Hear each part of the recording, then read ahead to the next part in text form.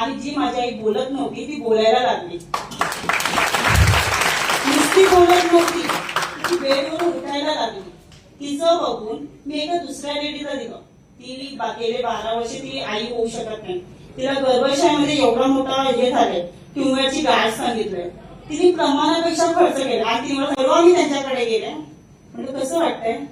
तर त्या मला बोलतात मी उठू शकत नव्हती, बसू शकत नव्हती, घरातलं कुठलंच काम करू शकत नव्हती. 5 दिवसामध्ये त्यांना 12 वर्षाचा जो आजार होता तो 5 दिवसामध्ये कव्हर अप झाला. आणि तो एकच रिझल्ट नाही, माझी मुलगी आहे आता 1.5 वर्षाची आहे फक्त, तिला मी घेऊन आले सांगते. आणि तिला आणल्यानंतर आम्ही डॉक्टर केले. आता मला ऍडमिट करायची वेळ आली होती, माझ्याकडे पैसेच नव्हते. मी सरांना पुन्हा कॉल केला, सर काय करू, माझी मुलगी रात्रभर झाले खोकते आणि आपला अंग्रेजी आंबट आहे, देऊ की नको देऊ? ते बोलले मॅडम द्या, तुम्ही 2 ml द्या, फरक दिसेल. जी खात पीत नव्हती ती खायला सुद्धा लागली, खेळायला सुद्धा लागली, फक्त एकदाच देऊ. कारण ह्याच्यामध्ये रिझल्ट खूप छान आहे. इतका 22 वर्षाचा आजार 8 दिवसामध्ये कव्हर होतोय. 12 वर्षाचा आजार जर 5 दिवसामध्ये कव्हर होतोय.